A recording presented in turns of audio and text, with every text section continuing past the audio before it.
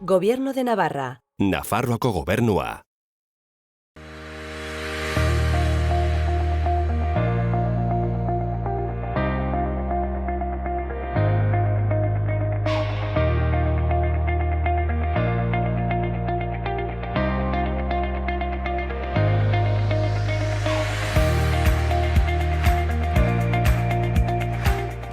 Etorriak gaurko saiora. Gaurkoan Ana Garziarekin hitz egingo dugu natur zientzien topaketei buruz, eta ondoren Elurre Iriarterekin hilbeltza bekari buruz. Orain, has gaitezen. Ikusitzagun gaurko komunikabidetako azalak. Diario de Noticiasekin hasiko gara. Titularra, Funesek eta Faltzesek mugikortasuna berreskuratu dutela da, baina Peraltan murrizketekin jarraituko dutela. Argazkiaren bidez, Navarra Sumak orain errektifikatu eta Amaia kaleko autobus erreia berreskuratzea aztertu nahi duela adierazten du. Horretaz gain, Azkoiengo egoitzako 52 erabiltzaileetatik 49 COVID-ak eragiten diela jakinarazten du. Baita 1978ko Sanferminetako poliziaren jardunaren inguruko kereila berriro ere artxibatu dutela ere. Bestalde, Iriarteko garraioan 17.000 nafar gehiago sartuko direla jasotzen du azalak. Kiroletan, Osasunak Unai Garziaren kontratua 2023 arte luzatzen duela aipatzen du, eta pilotarien greba tirabiratsuaz eta Imazek Mario Ezkurrenari jarritako demandaz ere mintzo da. Azkenik, Hiria Foroak eraikuntza eraginkorraren abantailak nabarmentzen dituela azpimarratzen du gaurko Notiziasek. Diario de Navarrara pasako gara. Titularra, COVID test azkar berriak urriaren erdialdetik aurrera osasun zentroetan egingo direla da. Argazkiaren bidez, konektatutako bidegorria eskatu dutela nabarmentzen du. Horretaz gain, egun bateko 6 heriotza berrik Nafarroa apirileko zifretara itzularazi dutela azpimarratzen du, eta Azkoienen itxiera luzatu dutela eta Funes eta Faltzesen amaitu dela jakinarazten du. Bestalde, Bonolotoaren txartel bat Lodosan 3,6 milioi eurorekin saritu dutela aipatzen du. Gaia aldatuz, Nobel saria zulo beltzen esploratzaileentzako izango dela jasotzen du egunkari honek, eta Nafarroak minbiziaren medikuntza pertsonalizatuan aurrera egin duela azpimarratzen du. Bukatzeko, futbolean Unai Garziak Osasunan 2023 arte berritu duela jakinarazten du. Gararekin jarraituko dugu. Titularra, Europar Komisioak proiektuak bidaltzeko eskatu eta lakuak presarik ez dagoela esan duela da. Argazkiaren bitartez, Urrutiko etxea beste bidegabeko atxiloketa baten ondoren libre dela jakinarazten du. Bestalde, aerosolen bidez kutsatzen bada, COVID-a barrualdeetan kutsagarriagoa dela jakinarazten du Garak. Eta Nafarroako 6 hildakoak nabarmentzen ditu, baita guztira erregistratu diren 608 kasu berriak ere. Horretaz gain, Igor Uriarte preso ohi Gasteiztarra ere Urruñan atxilotu dutela jasotzen du azal honek. Gai aldatuz, La Trinchera Infinita eta El Hoyo Oskarretarako bidean daudela aipatzen du. Eta azkenik, oztopoak oztopo, zahar etxeetako langileak kalera atera direla azpimarratzen du. Berria ikustera pasako gara. Titularra, Jaurlaritzak ez duela politika publikoetan murriztuko hitzeman duela da. Argazkian, zaintzako langileak berriro kalean direla erakusten du. Horretaz gain, Pilar Kaltzadari, Espainian Save the Children erakundeko lehendakariari tarte bat eskaintzen dio komunikabide honek. Gai aldatuz, lanuztera deitu duten pilotariek greba eskubidea urratu nahi zaiela salatu dutela azpimarratzen du berriak. Eta bestalde, Josu Urrutiko etxea atxilo hartu eta aske utzi dutela jakinarazten du, auzi administratibo batengatik. Gainera, konstituzionalak ez diola torrari inhabilitazioa eten jakinarazten du. Eta amaitzeko, flamenkoak, Mediterraneoko bisitariak Euskal Herrian direla aipatzen du. Euskal Herria irratiarekin bukatuko dugu. Albiste nagusia, Azkoienen mugikortasun murrizketei astebetez eutxiko dietela da. Gainera, gaur osasun etxeetan elkarretaratzeak egingo dituztela jakinarazten du, lehen arretaren gabeziak salatzeko. Eta azkenik, koronavirusarekin, azken orduetan 6 pertsona zendu direla nabarmentzen du komunikabide honek. Udalerrietako albisteak ikusiko ditugu orain. Etxaurirekin hasiko gara. Bertan, Etxauribarko 60 urtetik gorako pertsonen beharrizanen diagnostiko parte hartzailea egiten dabiltza. Horregatik, ahalik eta pertsona gehienen parte hartzea lortu nahi dute, bailarako adinekoek zer behar duten jakiten laguntzeko eta horrela haien bizi kalitatea hobetzeko baliabideak martxan jartzeko asmoz. Horretarako, herritarrei laguntza eskatu diete eta galdetegi labur bat sortu dute, 60 urtetik gorakoek erantzun dezaten. Galdetegi hau online udalaren webgunean edo paperean bete daiteke. Bestalde, topaketa bat egingo da adinekoen premiei buruz eztabaidatzeko eta gaiaren inguruko ekarpenak egin ditzakeen edozein adinetako edonori irekita dago. Eztabaida taldean parte hartu nahi duen orok udalarekin harremanetan jarri beharko du. Gaia aldatuz, oroimen historikoaren inguruko hitzaldiak antolatu dituzte udaletxean. Lehenengoa, ostiral honetan izango da, urriaren 9 arratsaldeko 7:30, eta bertan futbola, politika eta errepresioa aztertuko dira Osasunan. Mikel Uarte hizlaria izanen delarik, Rojos liburuaren egilea. Jarduera honetarako sarrera librea izango da edukiera bete arte. Eta etxaurirekin bukatzeko, igande honetan, urriaren 11 genero indarkeriaren aurkako estatu itunarekin lotutako antzerkia egongo da udalean. 2 saio egingo dituzte, bata 6etan eta bestea 8etan, eta sarrera librea izango den arren lehenagotik WhatsApp ala email bidez erreserbatu daiteke. Eguesibarrera pasako gara. Urriaren 13 arte zabalik da haurren zainketa eta arreta etxean bideratzeko formakuntza ikastaroa. Ikastaro hau urriaren 19tik azaroaren 4 izanen da, goizeko 9:30 eguerdiko 1:30, eta izen emateko baldintzak familiaren zerbitzu soziokultural eta komunitateari bideratutako perfila izatea eta gazteleraren menderatzea dira. Apuntatzeko online egin beharko da. Bestalde, aurre begirale talderako izen emateak irekita daude, 14 eta 17 urte bitarteko gazteei zuzenduta. Ikastaroa urriaren 17, 24, 31 eta azaroaren 7 izango da Sarrigurengo Oihanburu aretoan, eta Urtsintxa Aisialdi Eskolak emango du dohainik. Izen emateko azken eguna ostirala izango da urriaren 9 eta fazeko gazte programaren bidez egin behar da. Horretaz gain, Lore Gazte abiatu dute, gazte parte hartzaile organoa. Partaidetza eta gazteria arloetatik sortu da. Ibarreko gazteek, Ibarreko gazte politiken diseinuan parte har dezaten, iritzia eman dezaten eta parte har dezaten. Martxan jartzeko 4 topaketa egingo dituzte, 12 eta 30 urte bitarteko gazteentzat. Gaur izango da bigarrena, Badostainen, eta ondoren urriaren 13an asteartean Sarrigurenen eta urriaren 14an asteazkenean Gorraizen izango dira hurrengoak. Hala ere, topaketetara gerturatu ezin daitezkenentzat, online inkesta bat sortu dute, Ibarreko gazteek erantzun dezaten. Eta Eguesibarrekin amaitzeko, urria pertsona helduen hilabetea izango da, eta hortaz hilabeteko programazioa antolatu dute. Programa honen barne, gaur arratsaldeko 5etan Jorge Oteiza museora bisita eginen dute. Ostiralean, ibilketa nordikoa Sarrigurenen eta larunbatean meza eta kontzertua egongo dira Gorraizko San Estebanen. Gainera, podologia zerbitzua ere eskainiko dute Olatzeko polikiroldegian hilabeteko lehenengo 2 astearteetan.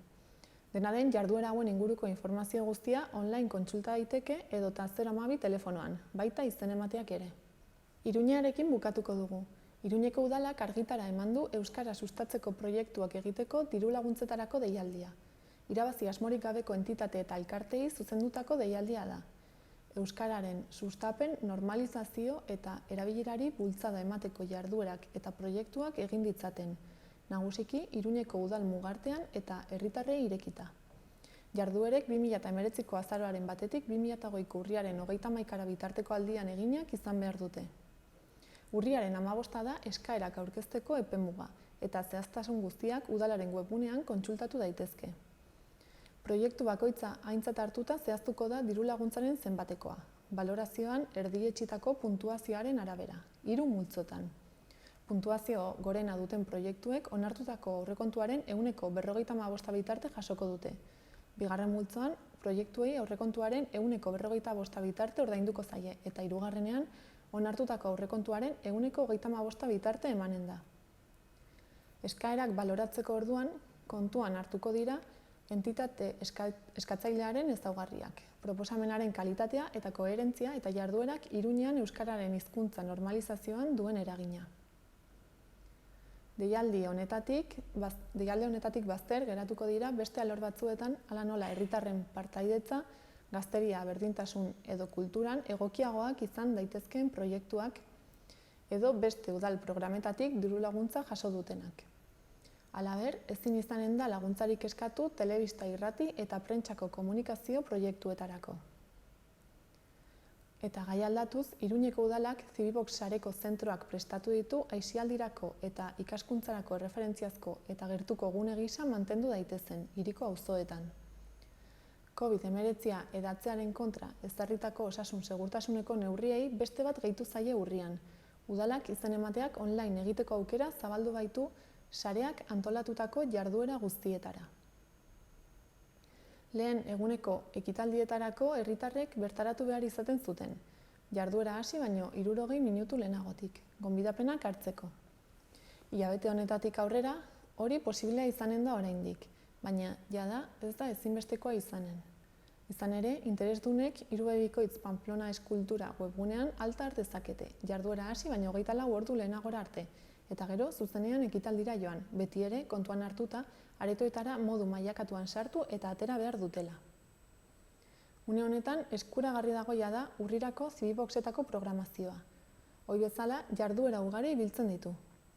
Familia arteko saioak hainbat formatutan, zinema eta musika igandetako saioetan zein Pablo Sarasateri lortutakoetan. Hilabete honetan ere, psikologiari, ekonomia zirkularari eta kontsumoari buruzko hitzaldiak egonen dira, eta antzerkia eta ikasgela irekietako programazioak aurrera jarraituko du. Gainera, gaur, Nafarroako Parlamentuan izan gara espetxeetako egoerari buruz galdezka. Gaur egungo sisteman ikuste dut gogor kritikatu behar dugula. Eta, momentu honetan ikuste pandemiak erakusten ari da, erakutsi digu zenbat hutsune dauden hainbat arlotan, eta nik uste dut honetan ere espetxe sisteman agerian geratzen ari dira hainbat hutsune. Nik uste gogor salatu behar da gertatzen ari dena momentu honetan, eta esan behar da argi eta garbi momentu honetan osasuna ez dela bermatzen ari espetxetan. Esate baterako Iruñeko espetxean gertatzen ari dena momentu honetan ez dago medikurik. Badakigu momentu honetan Espainiako espetxeak jendez gainezka daudela eta ez dira neurriak hartzen ari. Nik uste dut hasteko esan behar da neurriak ez direla hartu, ez? Hasieratik pandemia hasi zenean, Europako Kontseiluak ja gomendatu zuen eta osasunaren munduko erakundeak ere bota zituen eta eman zituen hainbat gomendio, ez? Esate baterako, askatasun prozesuak malgutzea eta populazioa espetxetan ez gutxitzea eta are gehiago Espainian. Eta, ikusi dugu, Estatu Espainolak egin duena da kontrakoa, ez? Neurriak malgutu ordez, zorroztu ditu hainbat neurri. Esate baterako, hainbat presok bazuten baimena ateratzeko edo hartzeko askatasuna, eta momentu honetan daude itxiak espetxetan. Ez dira hartu neurriak, nik uste dut garbi geratu dela, eta hainbat eragile salatzen ari dira. Eta neurriak badaude, ez? Asko gainera orain arte egin direnak beste tokietan, badugu pandemia bat, eta toki guztitan, pandemia honetan hainbat neurri hartu behar dira egokitzeko eta osasun neurriak berma daitezela. Eta kasu honetan ez dira egin. Eta zeintzu diren gomendatutako neurriak, adibidez hori malgutzea, populazioa gutxitzea, eta gero osasun neurriak ezartzea espetxetan. Zerbitzu gehiago, eta bar. Hor ikusten da osasun integrala bermatu behar dela, esaten da espetxetan duintasuna bermatu behar dela, baina ikusten ari gara, are gehiago une honetan kontrakoa gertatzen ari da. Nik uste dut argi eta garbi esan behar da, gobernuaren ardurapean daudela presoak, hori da, eta lehen aipatu dan bezala duintasuna eta osasuna gobernuari dagokio bermatzea. Eta hori da, egiten ari ez dena momentu hontan. Horregatik, nik uste salatu behar dugu.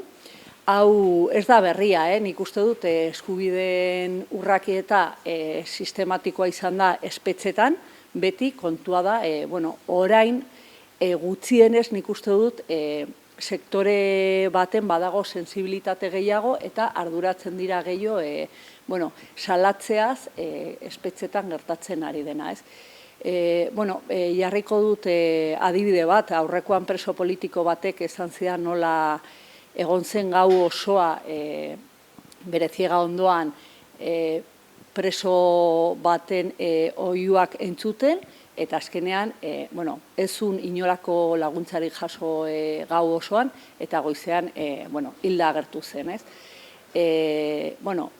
Hau da adibide bat, olako adibideak asko daude, ez da bakarrik nola bermatzen zaien osasuna, baizik eta zer ezaien ematen. Eta kasu honetan, guztiok badakigu arazo mental ugari daudela espetxetan, osasun integrala bermatu behar zaiela, eta hori ez da gertatzen ari, aurrekoan aipatu dudan bezala. Oso larria da gertatzen ari dena momentu honetan, eta nik uste dut gogor salatu beharko dugula. Gai honekin jarraituz, nik uste lehen aipatu dudan bezala, ez da egoera erreza hemendik aurrera biziko duguna, eta badaude momentu honetan ahotsi gabeko pertsonak, eta nik aipatuko nuke presoen egoera, esate baterako. Eta gure ardura da hauen egoera edo hauen eskubideak ere defendatzea eta mahai gainean jartzea gertatzen ari dena. Batzutan, espetxetan gertatu dena hor laupareten artean geratu da, eskerrak hemendik aurrera eta aipatu dudan bezala gero eta sensibilitate gehiago dagoela, beraiek ere pertsonak dira eta behar dituzte bere eskubideak eta behar badituzte eta nik uste dut bermatu behar direla. Eta hortarako neurriak bai ala bai etengabe eskatu behar ditugu eta salatu behar dugu etengabe espetxetan gertatzen ari dena. Eta eskertzea, zuei, komunikabidei, olako gaiak mahai gainean jartzea, guztion artean ikustarazteko benetan gertatzen dela. Espetxe politika azken urte guzti hauetan ez da betetzen ari bere helburuak, behintzat teorian dituen helburuak. Adibidez, presoen bergizarteratzea ez da betetzen ari, ez da inoiz fundamentuz bete, eta horretarako aldaketa sakonak egin behar direla uste dugu. Zoritxarrez, momentu honetan eskuduntzak dituena, ez da ari egiten lan hori, Espainiako gobernuak ditu eskuduntzak, eta ez da jartzen ari martxan behar diren politikak eta baliabideak hau gauzatu alizateko. Horregatik, guk aspaldi, daramagu eskatzen kompetentzia hau, gure ganatzea, politika hauetan aurreratu alizateko. Ez dago erantzun errazik, oso zaila da ehuneko ehunean asmatzea neurriekin, are gehiago gauden egoeran egonda. Hasieratik hartu den bidea izan da itxialdiarena, orokorrean gartzelaetan egin da beste esparru batzutan egin den bidea, adibidez zaharretxeetan eta mota ezberdinetako erresidentzietan, hori izan daukera, ixtea, kanpotik birusa ez sartzen saiatzeko. Dena den, uste dugu konponbide honek ahazten dituela, kasu honetan presoen eskubideak eta haien ongizatea, ez? Orduan, guk proposatzen dugu alde batetik kontuan hartzea eskubide hauek presoekin kontatzea ere, konponbideak ezarri nahi baldin baditugu, eta noski, konponbide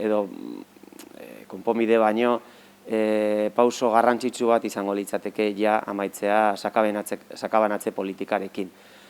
Inoiz zentzurik izan baldin badu, guk zalantzan jartzen duguna, orain, inoiz baino zentzu gutxiago daukalako politika honek, eta zigor bat besterik ez delako izaten gaur egun ari, presoentzako eta baita beraien familientzako ere. Hori argi daukagu eta horregatik hurrengo egunetan, beste parlamentuko beste alderdi batzuekin batera, mozio bat, ekimen bat aurkeztuko dugu zentzu honetan, Nafarroako presoak ez bakarrik hurbiltzeko Nafarroara, baizik eta nahi baldin badute, beti haien borondatea erdian jarriz, Iruñeko espetxera ekartzeko. Pentsatzen dugu leku soberan dagoela eta erraz egin liteken neurria delako. Osasun arloari begiratuta, bakarrik osasun arloari begiratuta, iruditzen zaigu erantzun integrala bat sustatu behar dela, kartzelei begira, baino baita beste esparru batzuei begira ere, zaharretxeen inguruan adibidez. Konponbide bakarra baldin bada istea, guztiz istea eta inolako bizitarik ez baimentzea, ez zaigu iruditzen hori zilegi edo nahikoa izan behar denik. Argi dago neurri gehiago jarri ahal direla eta jarri behar direla.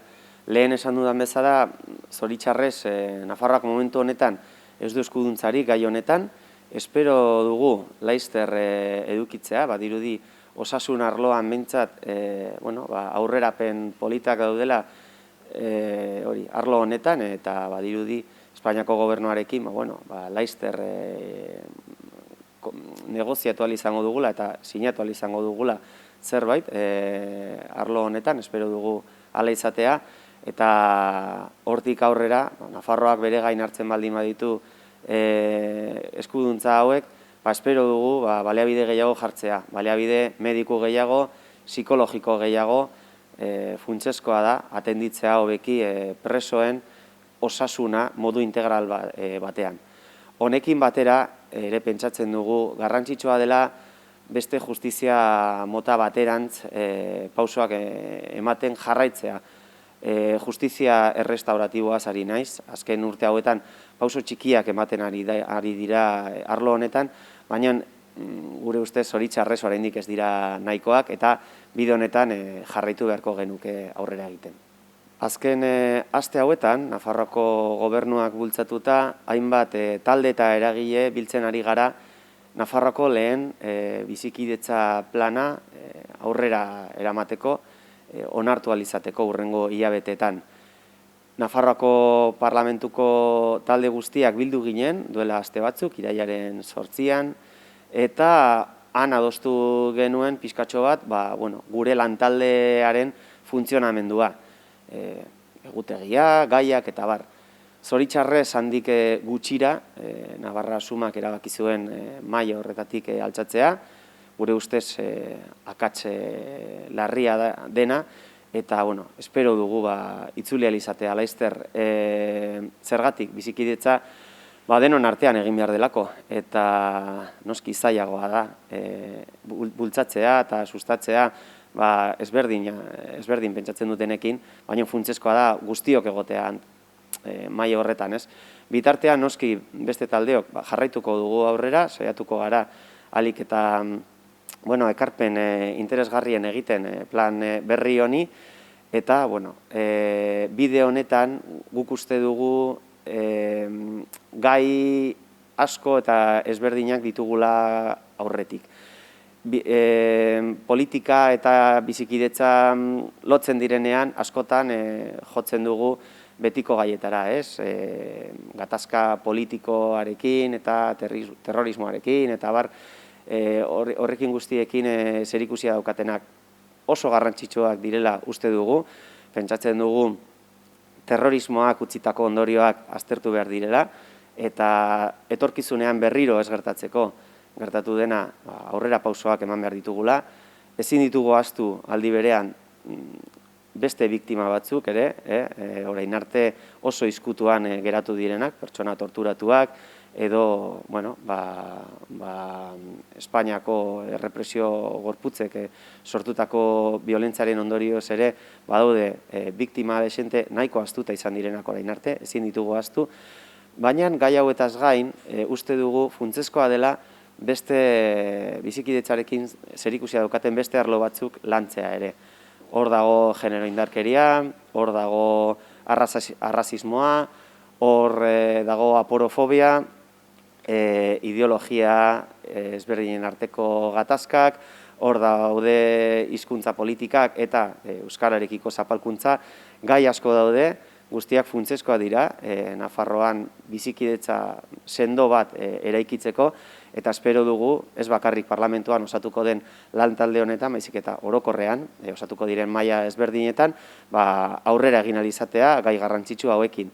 Gure aldetik eta autokritika eginez, ezin dugu ahaztu, adibidez, momentu batean edo bestean, politikariok erreferente bihurtu al garela, eta zentzu horretan, funtsezkoa da, guk ere, adibide ematea, askotan egiten ez duguna, hemen gure gatazkatxoak aireatzen ditugunean, eta eraiki beharrean, deseraiki edo krispazioa sortzera dedikatzen garenean. Horretaz ere hitz egingo da, mai honetan, eta espero dugu aurrera pausoak ematen jarritzea. Koronavirusa prebenitzeko gomendioak. Sarri garbitu eskuak urarekin eta saboiarekin.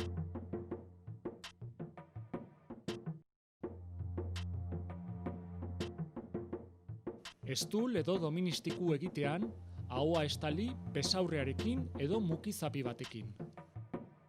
Botatzeko mukizapiak erabili, eta ondoren zakarrontzira bota. Arnas sintomarik baduzu eta infektatutako pertsona batekin kontaktuan egon bazara, etxean geratu eta deitu 112 telefono zenbakira. Beste ez zalantzarik baduzu, deitu 948 290 290 telefono zenbakira. Gobierno de Navarra. Nafarroako gobernua.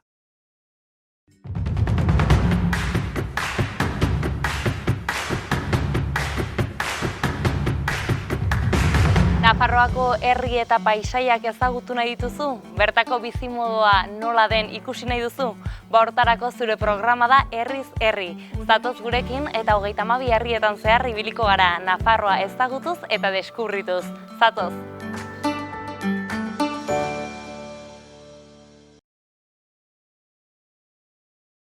Arratsaldeon, itxaso? Arratsaldeon, bai. Bueno, hemen gaituzu, Nafarroako antzerki eskolan. Zergatik ekarri gaituzu ona? Bueno, ni berez antzezlea naiz eta eskola honek ikusi ditu nire lehenengo hastapenak antzerki munduan. Eta orduan hemen hasi eta non jarraitu zenituen ikasketak? Edinburgoko unibertsitate batean ikasi nuen antzerki gradua. Eskozian.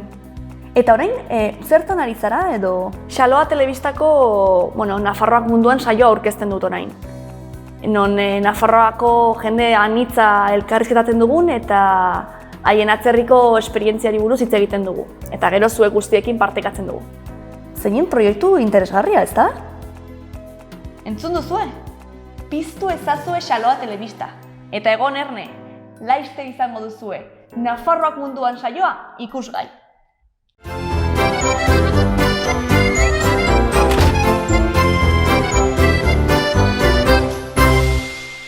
Irria, umorea, hausnarketa, konplizitatea, jakin-mina eta beste 1000 gauza partekatuko dizkigute aurten ere gurera, Euskal City saiora etortzera ausartu diren solaskide jatorrek.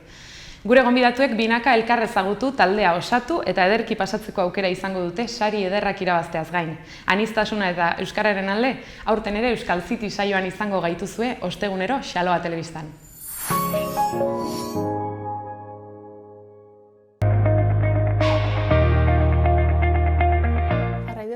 gaurko eta biharko eguraldiaren iragarpenekin.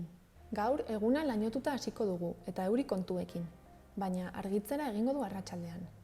Egunaren lehen partean fronte batek eragingo digu eta horren ondorioz giro goibela eta umela nagusituko da, batez ere ipar isurialdean.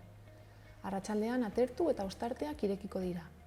Ipar mendebaldeko haizea ibiliko da eta temperatura maksimoak jaitsi egingo dira, 18-19 gradu ingurukoak izango dira. Bihar, ostegunean, giro lasaiagoa eta argia izango dugu. Temperatura igo egingo da eta balio altuenak 22-23 gradu ingurukoak izango dira. Zerua goi-hodei ugariz agertuko da, baina hala ere giro argia izango dugu, eguzkitsua tarte luzetan.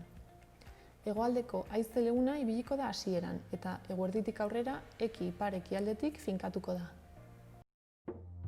Koronavirusa prebenitzeko gomendioak. Sarri garbitu eskuak urarekin eta saboiarekin.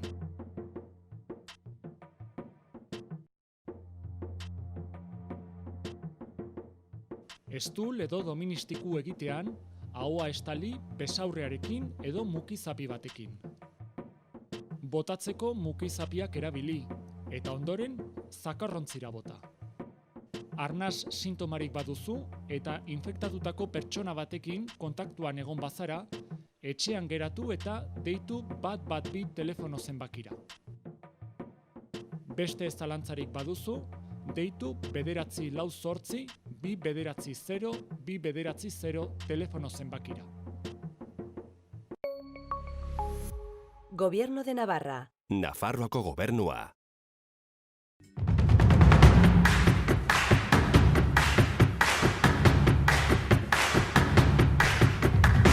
Nafarroako herri eta paisaiak ezagutu nahi dituzu? Bertako bizimodoa nola den ikusi nahi duzu?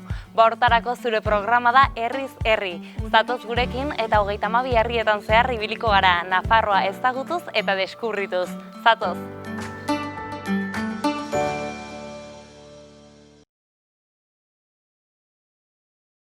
Arratsaldeon, itxaso! Arratsaldeon, bai. Bueno, hemen gaituzu, Nafarroako antzerki eskolan. Zergatik ekarri gaituzu ona? Bueno, ni berez antzezlea naiz eta eskola honek ikusi ditu nire lehenengo hastapenak antzerki munduan. Eta orduan hemen hasi eta non jarraitu zenituen ikasketak? Edinburgoko unibertsitate batean ikasi nuen antzerki gradua. Eskozian. Eta orain, zertan ari zara edo? Xaloa telebistako, Nafarroak munduan saioa aurkezten dut orain. Non Nafarroako jende anitza elkarrizketatzen dugun eta haien atzerriko esperientziari buruz hitz egiten dugu. Eta gero zuek guztiekin partekatzen dugu. Zeinen proiektu interesgarria, ezta? Entzun duzue? Piztu ezazue Xaloa telebista. Eta egon erne, laiste izango duzue. Nafarroak munduan saioa ikusgai.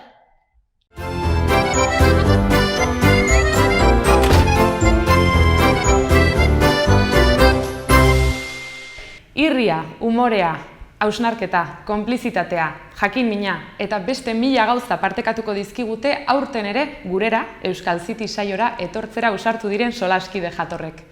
Gure gonbidatuek binaka elkar ezagutu, taldea osatu eta ederki pasatzeko aukera izango dute sari ederrak irabazteaz gain. Aniztasuna eta euskararen alde, aurten ere Euskal City saioan izango gaituzue ostegunero Xaloa telebistan. Ikusitzagun gaurko eguneko efemerideak. 1859ko urriaren 7an Edgar Allan Poe estatubatuar idazlea hil zen. Horretaz gain, 1962an urriaren 7an ere Miren Agur Meabe euskal idazlea jaio zen Lekeition. Horretaz gain, gaurko egunez duela 14 urte 2006an Vladimir Putini eta Txetxeniako gerrari kritika ugari egindako Ana Politkovskaya kazetaria erail zuten bere etxean. Eta bukatzeko, gaurko egunez duela 6 urte, 2014an, Felix Padin, bilbotar anarkista, Eusko Gudarostearen eta CNT-ren bataioietako tenientea Miranda de Ebron hil zen.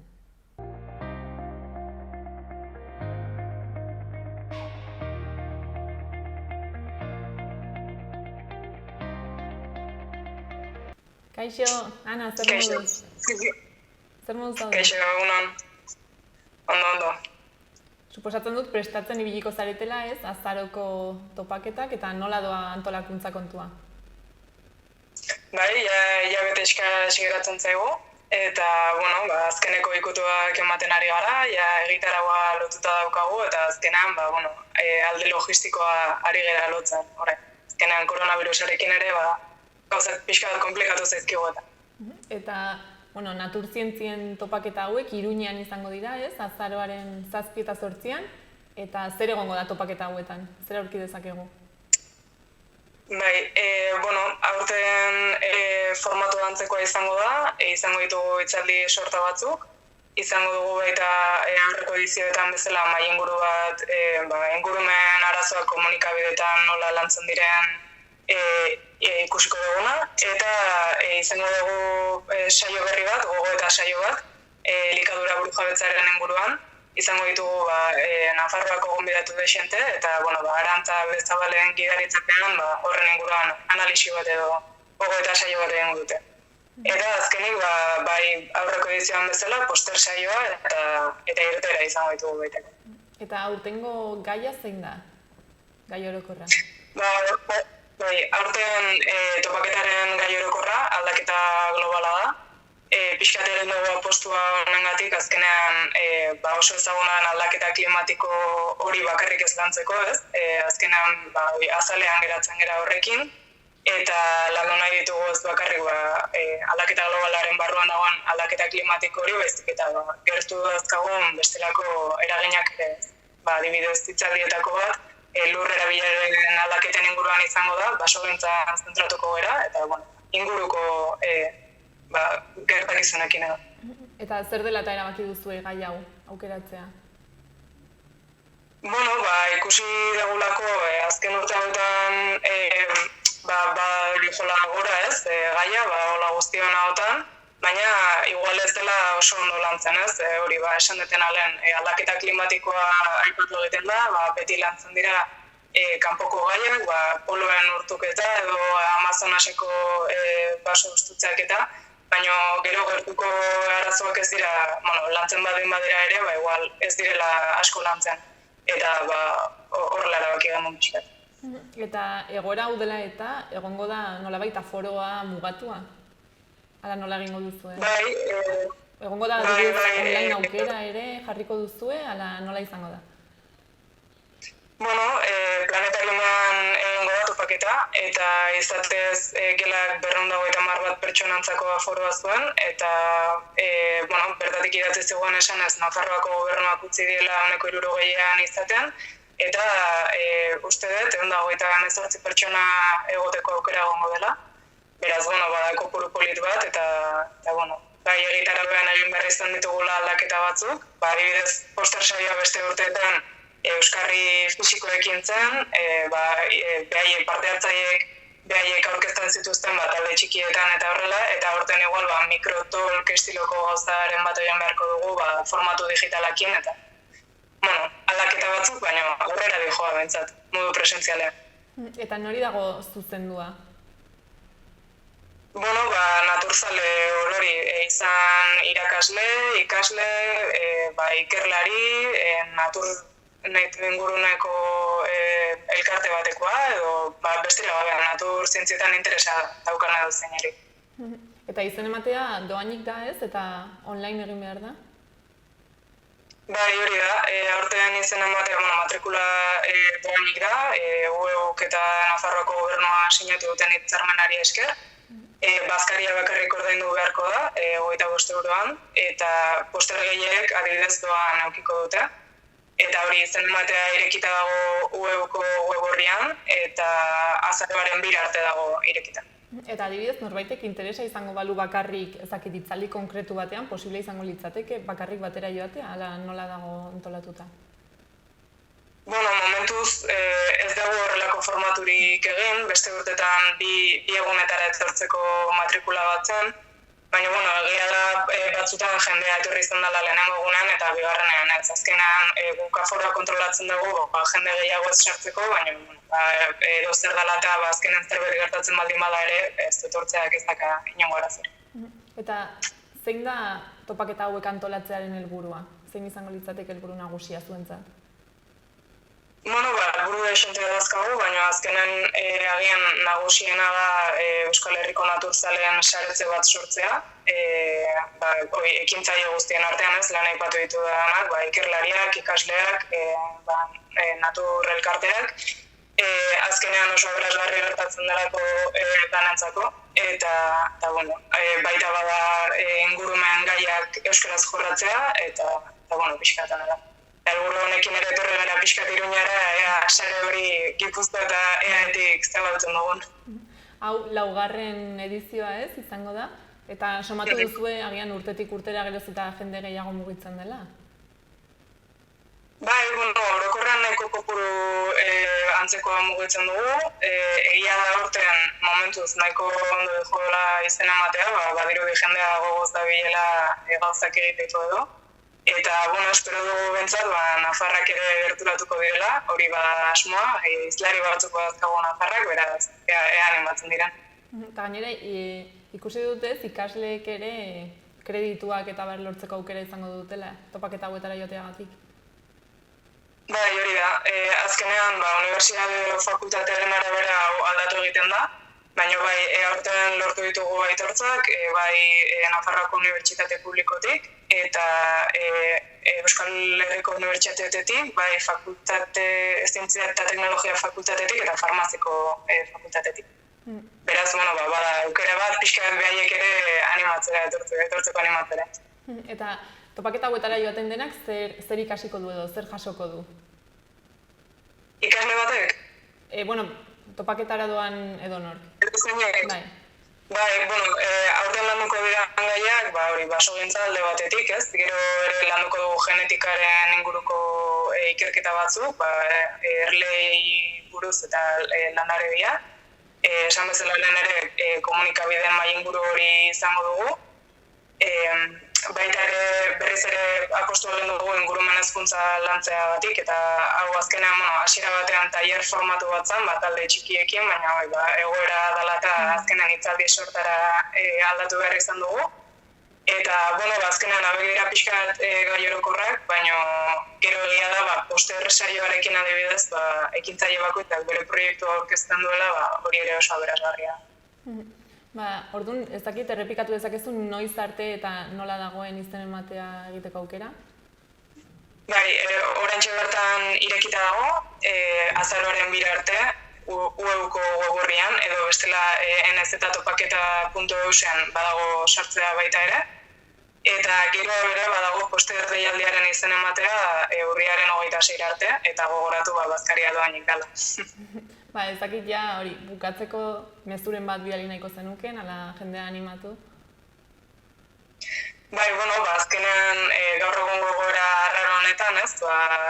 Horrelako gauzak ere posible direla erakusten ari garela, eta beldurrik ez edukitzeko gerturatzeko, esperientzia polita dela, eta benetan aberasgarria, eta animatzeko etortzera.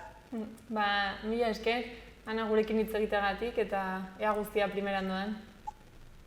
Zuei gonbidatzeagatik, eskerrik asko. Koronavirusa prebenitzeko gomendioak.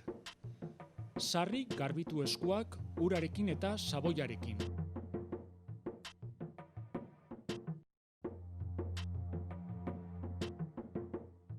Estul edo doministiku egitean, ahoa estali besaurrearekin edo mukizapi batekin. Botatzeko mukizapiak erabili, eta ondoren zakarrontzira bota. Arnas sintomarik baduzu eta infektatutako pertsona batekin kontaktuan egon bazara, etxean geratu eta deitu 112 telefono zenbakira. Beste ez zalantzarik baduzu, deitu 948 290 290 telefono zenbakira. Gobierno de Navarra. Nafarroako gobernua. Kaixo, Elurre, zer moduz? Ongi, eta zue, pixka eta raro, hola. Ez telematikoki, baina, alden moduan, moldatu behar gara. Ongi da. Eta zer moduz zabiltzate, duela gutxi ez, atera duzue Hilbeltza beka, aurtengo ediziorako. Orduan... hori da bai. Eta, konta iguzu pixkat beka honen inguruan? Zertan datzan eta nor parte hartu dezakeen? Bale, bai, hau dugu bortzgarren deialdiaia eta egeran edo zein parte hartzen aldu. Berezitasuna du urte batez deialdia dela sormena lantzeko edo sormena aurkezteko eta bertze urte batez itzulpen bat eskatzen dugu.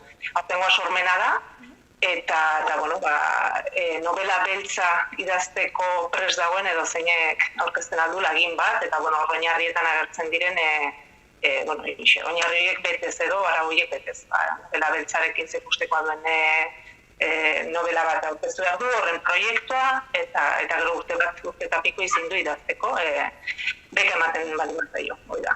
Eta noiz arte egongo da epea ontara aurkezteko, beka ontara aurkezteko? Bai, deialdi hori egin dugu eta laginak aurkezteko abenduaren 4 izin di azkeneko eguna. Eta, hortarako udaletxean, baztango udaletxean aurkezten aldu, eta aurkeztu behar du, baina, postaz ere egiten alda, ze, postan agertzen baldin badaziki joan zeratan igorri duen, hola ere posibilitea. Eta, hobeda oinarrietan lehitzea, baina, etxe agertzen da nola aurkeztu behar den, sobre batean lagina, bertze sobre batean aurkezlearen datuak, eta hola pixkat, normalki holako bekek eskatzen duten, aurkezlearen identitatea ez ezagutzeko moduen. Eta gero, zer baloratuko da lan hauetan edo lagin hauetatik? Bai, horre epaimaikideak txalaparta udala eta hilbeltzaren artean antolatu den beka da, eta orden bakotxatik kide bat aurkeztuko du epaimairako, eta orden Garazia Arrula izin txalapartaren izenean, Joseba Otondo udalaren izenean, eta gure izenean aitzineko deialdian, sordin deialdian beka irabazi zuen Miren Gorrotxategi izin de. Orden beraiek baloratuko dute, pixka bat, novela beltzak dituen ezaugarriak izan beharko ditu, naiz eta errango ere ez gara kapazak erteko zeinek diren ezaugarri, ze novela beltzetan ez da derrigorrezkoa hilketa bat izate, baina gai behar dela, pixkete, zerbait edo ikerketa bat espaldin bada, ikerketa bat espaldin bada, ustelkeri zerbait, hola pixkate, egiran nahiko modu erekian, baina novela beltz batekin edo trama beltz batekin bat iten duen kontakizun bat. Edo ipuinak ere, ipuinak ere egiran gogoz gaude ipuinak irakurtzeko eta norbaitek ipuinak aurkeztuko balitu gore konten. Igual hau pista bat, ez da pista bat, inolaz ere, baina bada jende animatzeko zaunitzetan novelak bakarrik ditugu buruen, baina badire ipuin beltze derrak ere, eta sormena lantzeko bertze bide bat. Eta irabazten duenak ze eskuratuko du? Bai, irabazleak 6.000 euro eskuratuko ditu, badakigu ez dela novela beltz bat idazteko sartzen diren ordu pagatzeko beka bat, baina ala deitzen dugu diru laguntza bat da, edo laguntzeko zerbait, gutienez idazteko errestasuna emateko. Eta horren, hoxe, 3.000 euro emanen zaio irabazlea dela erraten zaio momentuan, eta gero aurkezten duelaik eta kitzen duelaik lana, orduan bertze 3.000 euro. Eta gero argitaratuko da, ez, liburu hau? Hori da, txalapartak argitaratuko du. Horaia bidean, aintzineko deialdietako liburuak eta bat bidean dugu, Miren Gorrotxategik irabazi zuen duela 2 urteko deialdia, sormen deialdia, eta horren, bere liburu hau txera, idireia zuzenketak, eta, printzipioz abendurako, gai badakigu dena hankazgoiti dagoela, eta ezin dela deus prebisioekin eta antolatu, printzipioz abendurako karrikan egon beharko egonen zen, eta hilbeltzan berean aurkeztuko genuke. Eta hortan nahi dire, zuzenketak eta olakozekin, baina gero ganden urteko irabazleare aida itzultzen liburu bat, Koldo liburu da, eta bera Massimo Carlottoren liburua itzultzen nahi da, horre prozesu bat dago, eta ondoko hilbeltzan aurkezteko izan editzateke. Orduan, aurten hilbeltza ospatuko da urtarrilean? Ez dakigu. Zerbait eginen dugu. Izan dugu lehenbiziko bilera, eta, iduritzen zaigu badugula, ez dakit zorra den hitza, baina zor bat gure buruarekin eta jendearekin eta gero kulturre sortzaileekin ere, eta nahiko genuke zerbait egin ez dugu argi zer eta nola, egiaran, ez dakigu. Oiniken hor eztabaidan justo bihar dugu bertze bilera bat eta hor zerbait gehiago erabakiko dugu, baina ez da erresa, olako lana hartu eta gero azken momentuan bat konfinatu, apertzea, ez dakit, egoera bizkota gara erabaki bat hartzeko, baina, erabaki, lehenbiziko bileran erabaki genuena, gukien ez da gutira zerbait bai, plaza bat eman sortzaile batzuk, ez dakigu ongi ze baldintzetan egiera, hilbeltzaren portzentaia handi bat, da elkarrekin egotea, emantzea, gaina honitzetan hilbeltza batetik atratzen dire ideiak ondoko hilbeltzarako, hilbeltzara etortzen den jendea onda gero solasaldiak ematen, orden pena da, hilbeltzaren puskoi galtzea, eta ez da gauza bera izan guretako, eta horrekin pixketo da, triste gaur. Igual neretik hain gaite, baina horren ezakimu ongi nola inen dugun, baina zerbait bai. Orduan, itxaron barko dugu, nola doazen gauzak ez? Bai. Esperatu barko duzu gure erabakia adosten dugun, edo zer egiten dugun, bai. Bai, zerbait nik uste adostu duguna da zerbait egitea, eta ez da guti, bai, ikusiko dugu. Eta zuentzat zergatik da hain garrantzitsua hilbeltza ospatzea? Batetik gustatzen zaigun zerbait egiten dugu, horre elkartzen garen lagunen artean maite dugu literatura, maite ditugu golako ekitaldiak, maite dugu elkarrekin gauzak egitea, eta gero, ongi pasatzea da arrazoinetako bat, eta gero bertzetik ere, hilbeltzen aitzakiarekin, ikasten dugu, ematen diogu mikrofonoa euskal kulturari, antolatzen dira gauzak, eta iduritzen zaigu ez dagoela inbertzerako, ez nahiko ginuken bezain bertze, eta honitzetan, hilandaremoan edo bastan bezalako toki batean, olako gauzak oiniken ematen du ezin direla egin, zailago direla, eta orden erronka bat izan zen, eta ongi zaigun erronka bat, eta iduritzen zaigu erakusten duela gogoa baldin bada, eta interesa baldin bada, eta motivazioa baldin bada dena dela posible, ez? Egeran beti kontatzen dugu, asneetan itzaldi bat izan behartzena, bihurtu da aste bat, eta horrek erakusten du, ez? Gogoa eta motivazioa eta interesa. Eta nola ikusten duzu dagoela euskarazko novela beltzaren egoera? Literatura beltzaren egoera?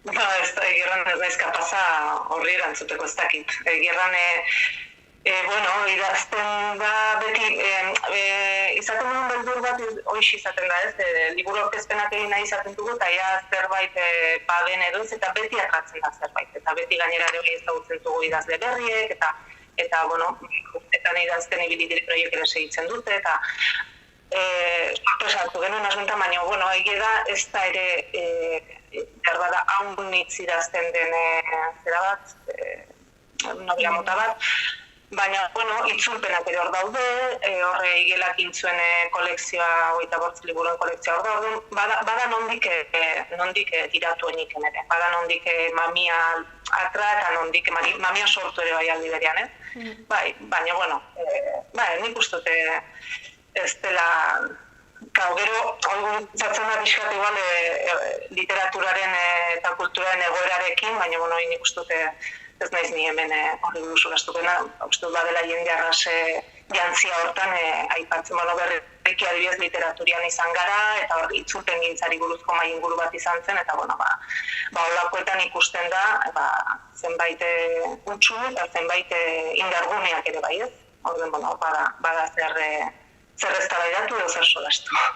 Eta, zuek antolatzen duzuen bekarekin ere bultzada garrantzitsua izango da, ez? Jendea animatuko da, agian norbaitek ez zuen planteatu ez, gustatuko zitzaion, eta honekin pausa emango du. Bai, ala pentsatu nahi dugu edo jendea baduena zerbait ideien bat horri igual kajon batean berek ezten duten kajon, idazleek izaten dituzten kajon horietako batean, eta behar bada olako beka batekin, pixkate, duzun ideia behar bada ez da novela beltz bat, baina behar bada ematen aldiozu alako batean trama beltz bat eta orkesten alduzu, eta gaina honitzetan, aurkeztea, baina beka horrez baduzu ere, hor duzu lan bat abiatu eta gero, emaitza bat izaten alduena. Guretako importantea da beka. Egerran asmentan ez denekin osartzen ginen, pixkete ikasiz fidean, baina importantea da, hausi zinde bortzaren deialdea, beraz, bortz liburu horiek guikenez hortxe izan dire gure apaletan, eta horietako goixe batzuk sormenak, itzulpenak ere bai, Massimo Carlotto eta Patricia Highsmith itzuli izana guretako bada, horrezko zerbait bai. Eta azken urteetan geroz eta jende gehiago parte hartu du beka hontan? Ala gutxi gora bera mantentzen da, beti dira berdinak. Berdin, emiziko ez naiz, oroitzen egirran hori zenbakiekin, emiziko urte igual ezin zen hori pixkete kopuru handiena, eta egirran naiz oroitzen azkenekoan zenbat aurkeztu ziren, baina, bueno, uste ginen jendegi aurkeztuko zela, ez da gizmati izin ziren, ama, ez da, gaizki, belduk ere bazen, bat edo bi bakarrik aurkeztea edo zero, eta ez beti aurkeztu da egitea, eta, bueno, orai, deialdia egiten duzulaik, ertuzu, bueno, ja norbait animatzen den, ja, orai konfinamenduak eta olako gauzeko novela beltzak idazteko egierran, gaia ere bada, nik uste, bada aukera zerbait idazteko. Egoera honek ez, eragin duen, gehiago edo gutxiago animatzen den zenduan, ezin nahi antzin. Bai. Etxean pasatzen ditugun ordu horiek eta, bueno, ez dakit jendeak ez daki zertan pasatu izaten alda erronka bat, eta, bueno, koronavirus eta COVID honekin eta dauden gai korapilatxu guziekin asmatzen alda trama eder bat. Bai, hortxe bertze pista bat. Begira. Eta oinarriak eta informazioa eta guzti hori, Hilbeltzaren webgunean, ala non begiratu daiteke? Bai, hoxe, oinarriak Baztango udalaren webgunean daude, eta gure webgunean ere bai. Orduan hemendik ez, ea jende animatzen den aurkeztera? Bai, hori da gelditzen zaiguna Hilbeltzatik, animatu daitezen, bai idazle konsagratuak eta bai idazle berriak, azken finean beka hori da, epaimaikidek baloratuko duten lana argitaratzeko orduan, animatu nahi ditugu bai dudik ez, hoxe erran bezala bada erronka polit bat, trama beltz bat, kokatzea gure liburu batean edo eta gure liburutegira. Ez dakit bukatzeko zerbait gelitu izan zaigun ez duguna erran edo ja guztia gelitu den esana? Ez, nik uste dut, bai, errateko ez dakit behar bada hola gogoratzeko pixkatze liburuka izan diren aintzineko beketan, ilusi aintzigulako beka horiek liburu horiegia mai eskutartean izatea, eta lehenbizikoa izan zen Miguel Ángel Elustondo kezko bola batek itoak birikak liburuarekin, gero bigarrena Patricia Highsmithen De Blunder erritzuli zuen Josu Ramonesek, eta Lardaska izendatu zuen, gero Gorrotxategiren liburua bidean, ez dakigu titula, ez dakigu zein denek gai ere bai, baina hortxe da, eta gero Koldo Bigurriren Massimo Carlottoren itzulpena Arrivederci amore ciao. Orduen, nik uste, gustatzen zaigu, ez ikustea egin dugun lanarengatik edo proposamen honekin holako liburu ederrak argitaratzea. Eta bintzat bat gehiago egongo da. Orain ja ere, itxaron beharko dugu ez, zer egiten duzuen urtarrilari begira? Bai, zerbait erabaki bezain fite publiko eginen dugu eta, programa edo zer egiten dugun erabakitzen dugunean, jakinen duzu. Mila esker, Elurre gurekin hitz egiten dut. Eta horrengo arte. Zui interesen gatu. Ongi da.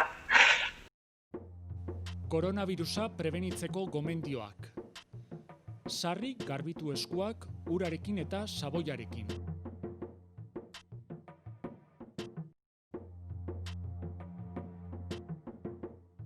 Estul edo doministiku egitean, ahoa estali besaurrearekin edo mukizapi batekin.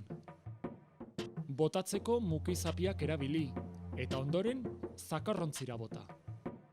Arnas sintomarik baduzu eta infektatutako pertsona batekin kontaktuan egon bazara, etxean geratu eta deitu 112 telefono zenbakira. Beste ez zalantzarik baduzu, deitu 948 290 290 telefono zenbakira. Gobierno de Navarra. Nafarroako gobernua.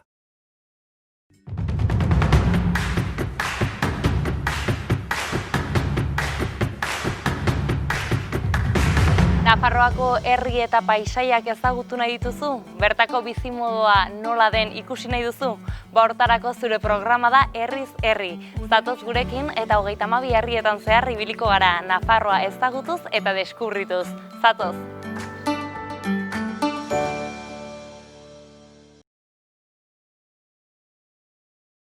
Arratsaldeon, Itxaso! Arratsaldeon, bai. Bueno, hemen gaituzu, Nafarroako antzerki eskolan. Zergatik ekarri gaituzu ona? Bueno, ni berez antzezlea naiz eta eskola honek ikusi ditu nire lehenengo hastapenak antzerki munduan. Eta orduan hemen hasi eta non jarraitu zenituen ikasketak? Edinburgoko unibertsitate batean ikasi nuen antzerki gradua. Eskozian. Eta orain, zertan ari zara edo? Xaloa telebistako, Nafarroak munduan saioa aurkezten dut orain.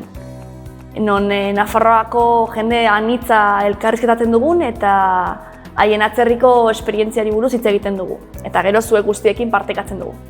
Zeinen proiektu interesgarria, ez da? Entzun duzue?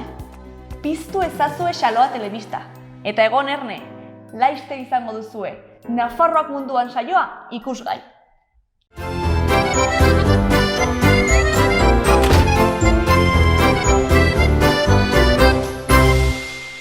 Irria, umorea, hausnarketa, konplizitatea, jakin-mina eta beste 1000 gauza partekatuko dizkigute aurten ere gurera, Euskal City saiora etortzera ausartu diren solaskide jatorrek.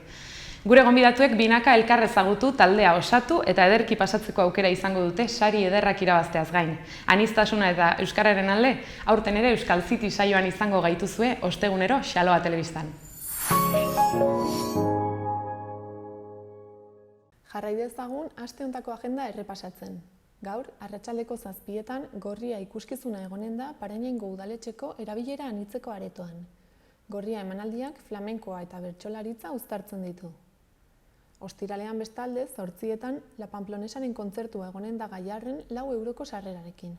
Bertan, musika eta hitzan hasiko dira, La Pamplonesarekin batera 5 nafar poeta izanen baitira. Gainera, ostiral eta larunbatean, Iruñarrok gauak egingo dira. Ostiralean koma taldea arituko da 9etan Navarrarenan eta sarrerek 23 euro balio dute. Eta larunbatean Eldrogas arituko da 8:30 eta kasu honetan sarrerek 25 euroko prezioa dute. Larunbatean Kukai dantza taldeak ikuskizuna eskainiko du Nafarroako Unibertsitateko museoan, 7:30 eta 16 euroko sarreraren truk. Larunbatean ere, arratsaldeko 6etan Berriozargo entzunaretoan aurrentzako etxerik txipien euskarazko antzerkia egongo da 3 euroko sarrerarekin. Horretaz gain, igandean, 10:30 Irantzuko monastegian, baso magikoa antzerki errepresentazio mitologikoa izanen da 7 euro ordainduta. Eta bukatzeko, hurrengo astean Berriobeitin euskara zikloa egingo dute. Asteartean adibidez, urriaren 13an arratsaldeko 5etan kaleko jolas dinamizatuak egingo dituzte Artika Berriko plazan. Jarduera 6 urtetik gorako aurrentzat izango da eta ezinbestekoa da lehenagotik izen ematea. Izen emate hori gaurtik ostiralera arte egin daiteke 012 telefonoaren bidez. Horretaz gain, bertso saioa, gazteentzako DJ ikastaroa eta aurrentzako ikuskizuna ere izango dira hurrengo astean. Beno, gaurkoz, hau izan da guztia. Bukatzeko, Euskaraldiaren aurkezpen ekitaldiko irudi batzuekin utziko zaituztegu. Mila esker eta bihar arte.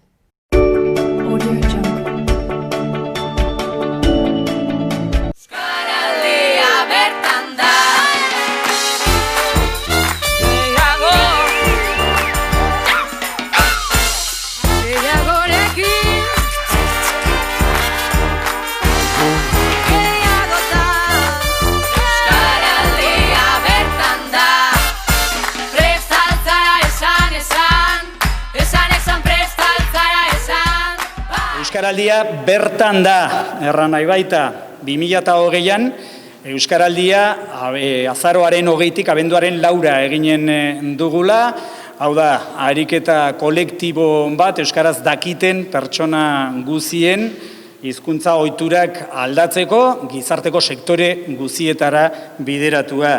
Zenbat gara, asko eta ez aski, lehen Euskaraldian milaka eta milaka lagunek parte hartu zute, baina helburua bigarren honetan kopuru hori handitzea da, gehiagotan gehiagorekin egin dezagun. Berriz prest zara, esan bada zabalik da, gizabanako bezala, hobizi zein belarri prest moduan izena emateko epea, eta horixe da, gaurko ekitaldi honen, helburu nagusia, hori jakinaraztea, eta Nafarroan, euskaraz dakiten guzio, gonbidatzea, herritar guzia gonbidatzea, euskaraldian parte hartzera. Berriz diot, gehiagotan eta gehiagorekin egin dezagun. Beraz, euskaraldia bertan da, eta Euskarabideko zuzendari kudeatzaile Mikel Arregi, eta Nafarroako Euskaltzaleon topaguneko Oskar Zapata ere bai, biok ditugu ez ogoltzara, baina bai mikrofonoaren aurrera atera biok. Egun on guztioi, eta eskerrak topaguneari ekitaldi hau egoera honetan eta antolatzeko izan duzuen prestutasunagatik. Bueno, nik gure plan estrategikoan esango nuke euskaraldiak ardatzetan kokatuta lehentasunezko ardatzetan dagoela. Plan estrategikoak 7 ardatz ditu, horien artean lehenengo ardatza hain zuzen ere euskaraz bizi ardatza da, horrela deitu genuen, eta ardatz horren helburua da hain zuzen ere erabilera sustatzeko neurriak jasotzea.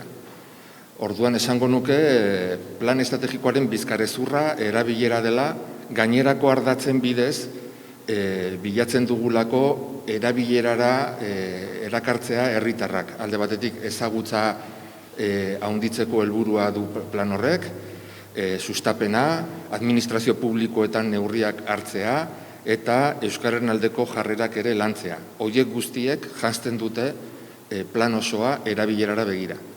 Eta orain bigarren plan estrategikoa prestatzen ari gara, eta garbi dugu erabilerak eta topagunearen eta euskaraldiaren helburu garbia hori denez, izango dutela toki sendoa eta garrantzitsua hurrengo plan estrategikoan ere.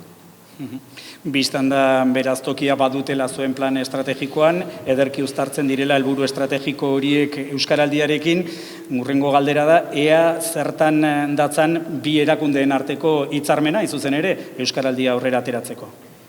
Bai, bueno, hor kontuan hartu behar dugu, 2007 urtera arte, harremana izan da gehien bat laguntzea, diru laguntzen bidez, topagunearen jarduna laguntzea. 2007aren bukaeran, ja aurkeztu zigutenean euskaraldiaren proiektua hor ikusi genuen eraiki behar genuela elkarlana lankidetza formalago bat, beharrezkoak direlako baliabide ekonomiko egokiak olako proiektu bat aurrera ateratzeko. 2018an sinatu genuen hitzarmena, horren bitartez gauzatu zen lehenengo euskaraldia bideragarriago egitea, eta argi ikusi genuen harreman horrekin jarraitu behar genuela, estrukturatu behar genuela. Azken finean, nolabait, alde bakoitzak bestea behar duelako. Administrazio edo erakunde publikoek kanpainak egin ditzakegu, baina herritarrengana iristeko herri erakundeak eta gizarte ekimeneko erakundeak beharrezkoak dira. Eta bestetik, noski, gizarte erakunde horiek behar dute babes egokia eta segurtasun nahikoa haien politikak eta planak aurrera ateratzeko. Lehen Euskaraldiaren berrikuntza edo berrikuntzetako bat izan zen hain zuzen ere elkarlan hori, administrazioen eta herri ekimeneko euskalgintzaren artekoa eta gaurko ekitaldira etorri zara horren garrantzia nabarmentzeko asmoarekin, ezta? Bai, hori nik uste hitzarmenak jasotzen duela elkarlanerako nolabait egitura formala, baina gero hori guztia elikatu behar da. Gainera, nik esango nuke elkarlan horretatik ere guri ataza berriak ere etorri zaizkigula edo pendiente genituenak, esate baterako niretzat aurtengo euskaraldiaren berrikuntzarik nabarmenetakoa ariguneen dinamika sortzea da, eta nik esango nuke administrazio publikoetatik badugula zer egin, hain zuzen ere, herritarrentzako gune erosoak, erabilera gune erosoak sortzeko ardura jarri zaigulako gure teilatuan, eta horri nahi baino beranduago pandemiak ere nolabaiteko geldialdiak ekarri dizkigulako guri, etenaldiak, horretan sinisten dugu eta elkarlan hori guretzat garrantzitsua izango da, identifikatzeko ere non den lehentasunezkoa arigune horiek identifikatzea eta martxan jartzea. Egunon guztiei, eta eskerrak etortzeagatik. Ez da egoera samurra, garbi dago inguruan baditugula denok lagunak eta ingurukoak geizki pasatzen ari direla, osasuna garrantzitsuena da eta egoera honetan zaindu beharreko kontua da. Horrekin batera, etorri da nolabait krisi ekonomiko potente bat eta eragin handia izan du erakunde guztiengan eta baita langile eta mota guztietako nolabait entitateengan. Hori guztia uztartzen saiatu gara urte osoan zehar eta horretan ezinbestekoa izan da ere nolabait elkarlan horren nolabait babesa sentitzea lehendabiziko unetik, ez da. Elkarlanaren garrantzia nabarmendu du Mikelek, zer diozuzuk elkarlanaren inguruan? Bereziki estimatzekoa dela urten Euskara Bideak behintzat topagunerekiko izan duen jarrera egoera txartu zenetik. Egia da, martxoan inorketzekiela ze aukerak egongo ziren aurrera egiteko edo ez egiteko. Eta lehendabiziko unetik babes hori sentitu dugu eta ikusi dugu gaur arte babes hori mantendu egin dela eta hori oso garrantzitsua izan da Euskaraldia aurrera eraman ahal izateko. Aurtengo berrikuntza ariguneak, Arestian aipatu dugun bezala, zer moduz funtzionatu du berrikuntza horrek egoera ezoiko honetan? Ez da samurra izan. Herri batzordeak aritu dira herriz herri, entitatengan, denda txikiengan, elkartengan proposamen batekin jotzen, ariguneak sortzeko, arigunea zer zen esplikatu behartzen, alegia euskaraz aritzeko leku lasaiak eta edo gune lasaiak, eta aldi berean dendatxo horiek izten ari ziren, elkarteak itxitak zeuden, bat zegoen nolabait egoera oso konpleju bat. Horren aurrean zenbakia, 585 entitatek eman dute izena Euskaraldian parte hartzeko Nafarroan bakarrik. Zenbakia bada, garbi dago. Baina uste dut azpimarratu behar dela, zenbakia importante izanik ere, egin diegun planteamendua ez dela Euskararen aldea agertzea. Baizikan, Euskararen nolabait Euskaraz zentratutako ariketa batean parte hartzea. Beraz, lana hartu behar izan dute, aztertu behar izan dute, zein denen beren egoera eta urratsak planteatu. Nik dut horrek meritu handia duela egoera honetan. Nola nahi ere, Arestian sarreran aipatu dugu, gaurko ekitaldiaren xede nagusia dela gizabanakoak, herritarrak animatzea, izena ematera, aho bizi edo belarri prest moduan. Egin behar nuen, karrikiriko ondarruk egiten zuen txistea, edo egiten duena hainbatetan, aho bero edo belarri motz, ezta? Bi rol horietan izena ematera deitzeko ekitaldia da gaurkoa, horri egiteko zein da mezu nagusia. Nik uste dut ongi jasotzen duela Euskaraldiak bilatzen duen helburua, leloak berak ez, gehiagotan eta gehiagorekin, eta azken batez, oraingo honetan berrikuntza, arigunearen berrikuntza planteatzen dugunean, helburua da espazioak irabaztea, norberaren inguruan, norberaren bizitza sozialean, laboralean ditugun inguru horietan Euskaraz gero eta gehiagotan egitea, ez da? Arestian eman duzu daturen bat, ariguneekin loturikoa, horren kontura ezin alderaketarik egin duela 2 urteko Euskaraldiarekin, aldiz gizabanakoekin, herritarrekin, bai, badakit alderaketa guziak direla gorrotagarri, baina kasu honetan zer diote zenbatkiek? 2018koak ditugu, Euskal Herri mailako zenbakia ikaragarria da, 225.000 lagun baino gehiago eman zuten izena, aho bizi belarri prest jokatzeko, Nafarroan 22.000-tik gorak eman zuten izena, eta esango nuke Nafarroan oso importante izan duzen herri batzordeen eraketa, bai?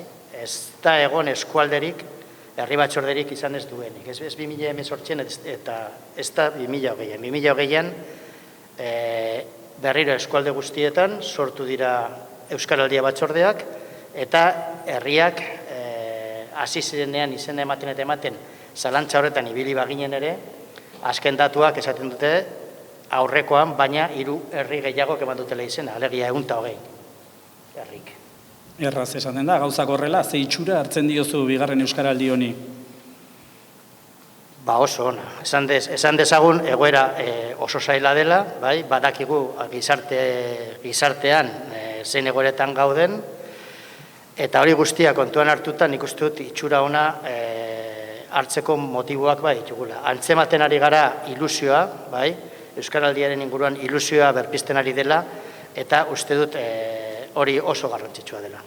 Zertan lagundu dio euskaraldiak Arrasate okindegiei aurrera egiten euskararen erabilpen honetan? Entitate bezala euskara... Nik uste dut, hurbiltzen bazara pixka gehiago beto entzunen dela. Euskarak azkenean saltzen du, eta gu entitate bezala euskaraldian sortzen duzun, bezeroarekin sortzen duzun konplizitate hori eta giro hori eta urtean behin edo lortzen baduzu mantentzea, bezero hori bezala, ez dakit nola esan, ez dakit, txinbarkatu. Bezeroa, euskararen bitartez, bezero horri arreta hobea ematen diozula, ez da? Bezero euskaldun horri. Eta sortzen duzu bezeroa eta langile bezala sortzen duzu hor konfidantza handi bat, ez dakit nola esan. Ederki adirazi duzu?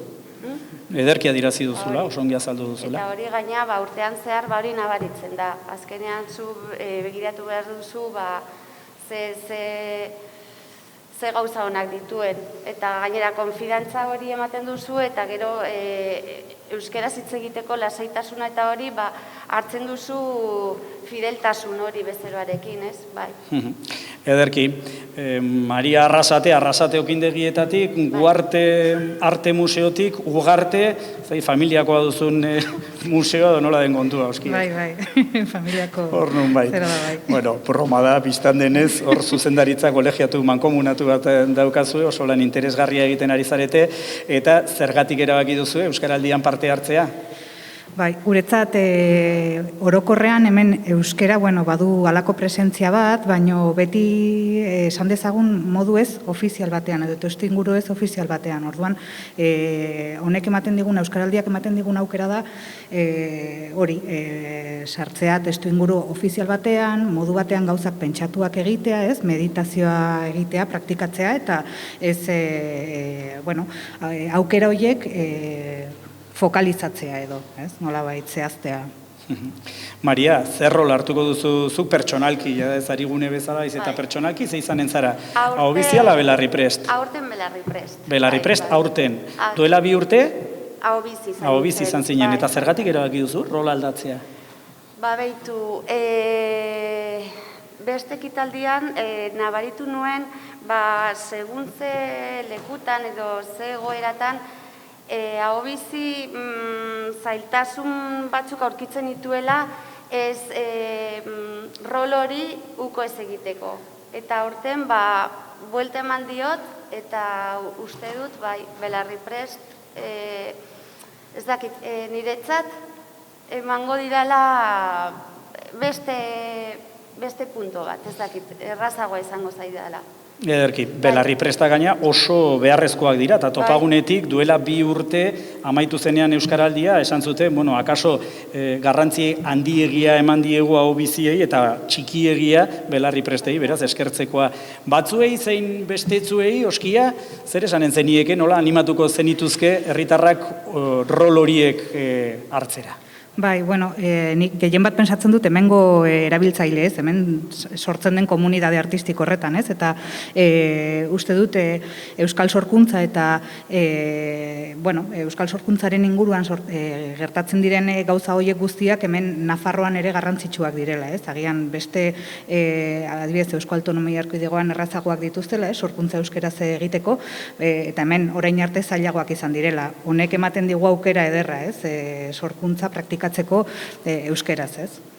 Oski dugu arte, Maria Arrasate estimatua dago, nago bi emakume indartsu eta jator hauek ere txaloak merezi dituztela.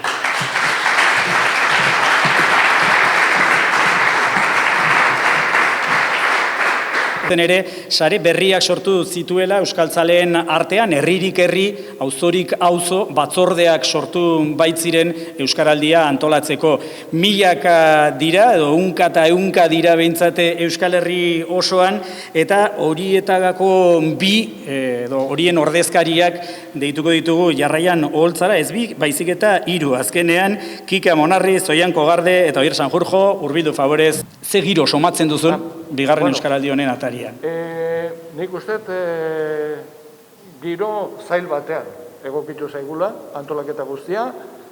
Uda aurretik espero genuen ja beste dinamika bat, beste hori zen gure asmoa, COVID etorri zen, dena gelditu zen, herri batzorde asko erabat geldirik egon dira, beste batzuk nola edo ala, arrankatute, beste batzuk indartsuago, baina erasan digu fuerte, COVID-ak. Eta orain txari gara, nik uste, indarra hartzen, eta orain somatzen ari garena da, badagoela gogoa, sortzen ari dela, esango nuke egoera zail baten aurrean gauden kontzientzia badugu, baina aurrera egin behar dugun kontzientziare badugu.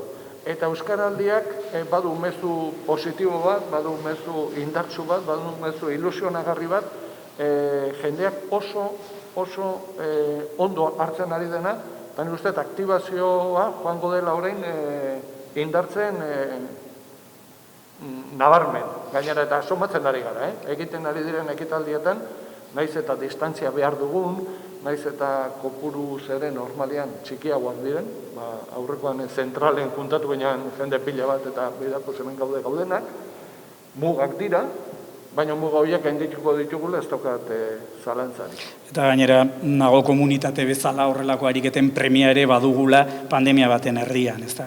Baina uste premia, badago premia bat mugitzeko, badago premia bat aktibatzeko, badago premia bat ere komunitatea sentitzeko, elkarren babesa egiteko, eta nik uste Euskaraldiak ere oso bat egiten duela, gaur egun oso premia asko ditugun balio batzuekin. Eta da elkarren babesa, da gertutasuna, 0 kilometroa. Guzti hori ere bada, eta hori nabaritu dugu ere, hainbat herritako, hainbat komertzioetan ere, nabaritu esatea, jontxo, badau, helduleku bat, bada pixkat herritarrak ere animatzeko eta benga. Euskara zein behar dugu, baina euskara zein behar dugu gure komertzioetan, zein behar dugu gure auzoan, zein behar dugu gure inguruan, ez? Ide hori oso indartsua da, eta uste oso palanka indartsua dela, ez, eta ez ona, ez bakarrik euskararen zat. Uste dut, elkar bizitzaren zat, ere oso onuragarria izango dela. Aipatuzu euskaraldiaren alde positibo hori, nik esan genuke Jin eta Jan, oso euskalduna da halaber, baldintzarik gogorrenetan onena ematea, eta ez egin euskaraldi hobea inoizko baldintzarik okerrenetan, eta euskaldunok horrek ere pizten gaitu, ez da? Bai, badugu pixka kontrarako joera hori, izokinarena badugu. Hori da, oso sartu da. Beno, horren adierazgarriara izan ditek eta oso datu ikeragarri datu ona da, duela 2 urte baino, udalerri gehiagok. Izena eman izana, baita Nafarroan ere, udalerri gehiagok eman dute izena, garai hauetan, egoera hauetan, horrek ere adierazten du euskararekiko atxikimendu soziala indartzen ari dela, eta gogoa dagoela.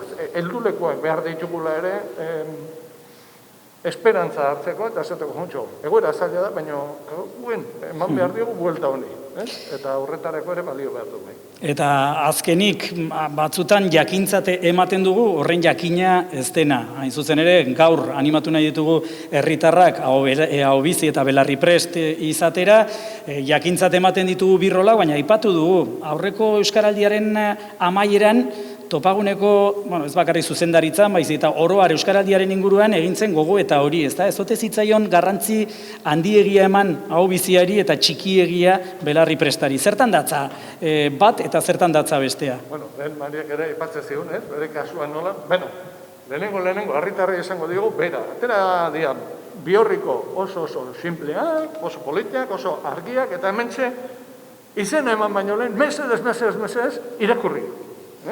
Irakurri zer den haubizi bat eta zer den belarri pres bat.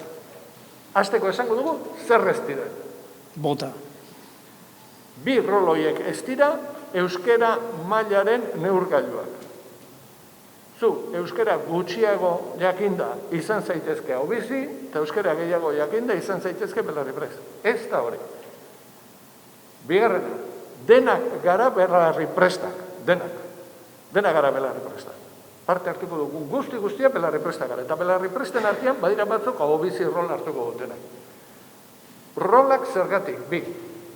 Ba, egoera desberdinetan bizi garelako, maila diferentea dugulako, baldintza diferentetan bizi garelako, aldartea ere ez daukagulako beti eta denok berdina, eta orduan hau da progresio bat. Eta progresio horretan, bakoitzak hartu behar du, egokien bete dezakeen rol hori. Belarriprestak, zei izan, bueno, hau izitik hasiko naiz, berba da, hori delako exigentena, nolabait esateko. Hau biziak zer egin behar du? Euskeraz. Baina honetan honetan euskeraz, lehen hitza denekin, Eta gainera ulertzen balin baute segi, aguantau, aguantau, hortxe. Eta lagunekin, dendariekin, baina hoe barruan ere bai, euskeraz, aguantau, Orduan, batek esan dezake, Jontxo, agian niretzako hori ez tegit nik lortuko dudan, Jontxo, orduan, lasai, Belarripresta, baina Belarripresta ez da bakarrik entzun, ez, Belarripresta da gutxienez entzun, hori da gutxienez. Eta, ari, zuzentzen zaizkion, guztiek euskera zengu diote. Eta hori da eskatzen ari dana Belarripresta, niri euskera zegin denek. Eta gero, dago mailaketa bat, eta Belarriprest batzuk izango dira, beti lehenengo hitza euskera zengu dutena, beste batzuk ez. Belarriprest batzuk izango dira, inguruko hile guztiekin euskara zengu dutenak. Eta beste batzuk, gutxixo, gutxiago dakitelako, edo baldintzak diferenteak direlako. Orduan, uste dut, hori, ondo bereiztu behar ditugula, eta gero, Belarriprest txapa eraman, edo Obizi txapa eraman, errespetatu. Aurreko euskaraldian izan zen bat esatez ziana. Bida, nik irakurri ditut baldintzak oso ondo. Egon ditzen ikastaroan, eta esan, bueltak eman da, eta esan, bueno, nien ez Belarriprest, pasadut euskaraldi guztia, batzuei esplikatzen zergatik nahi zen Belarriprest, eta ez Obizi. Beno, hori egin dezagun denok, irakurri instrukzioak, begiratu ondo, eta gero, errespetatu ditzagun, norberak hartu dituen erabakiak, erabaki guztiak dira. Onak, eta dira aldekoak, eta dira mailakatuak. Bueno, hori da. Nago ederki ulertu dela, zui zer izanen zarak, Ike? Ze izanen zaren? Obizia izango. Obizi, ederki. Oianko Garde, saiatu naiz iskin egiten tentazioari, baina azkenean aurkezpena modu honetan eginen dizut, maite gure batzordeak lainoak eskutatzen dizkidanean, barkatu. Baztango batzordeko kidea zara, eguerdion lehenik eta behin. Egunon, baitatzen. Eta hortik aurrera, zoiko egoera honetan lanean ari zarete ehunka batzorde hainbat herritan, beste horren beste auzotan, nola ari zarete lanean, nola moldatzen da lana alako ezoiko egoera batean? Bueno, egia erran ez da erresa izen, ez? Gu hasinen ilusia handiekin, ari gunen lanketa egiten, estrategiak markatuz eta bertze, eta gero ditxosozko birusa egatu zen, eta konfinamendu garaian erran aldatu behar izan gintuen gure estrategia guztiek, eta hala ere lanian segitu ginuen, eta konfinamendu garaian ere ariguneak sortzea lortu ginuen, eta orai iraian nahi izan dugu azken txampa hontan izen ematea inarrosi, eta erran emaitzakin konten gaude, eta orain segituko dugu herritarren izen ematearekin ere lanian fuerte. Hori zen bigarren galdera, zehazki une honetan zertan ari zareten?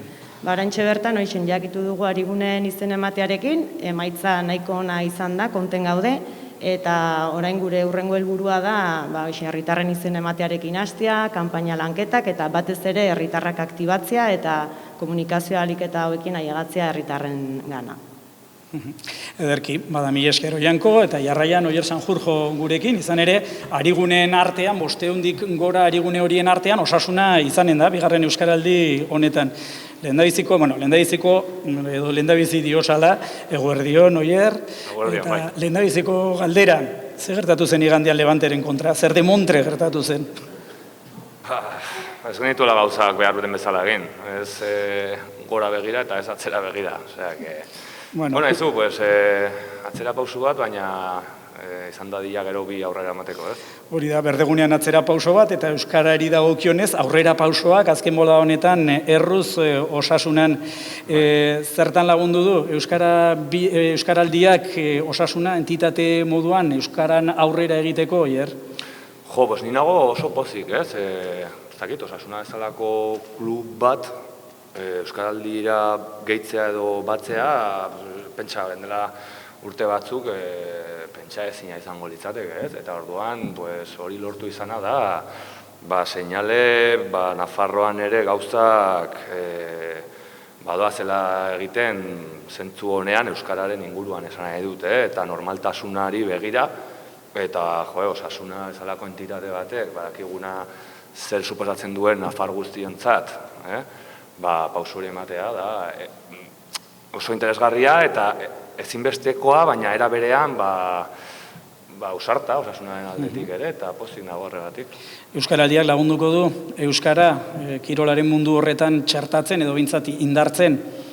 Bai, badakizue kirol munduan ere, batez ere futbolean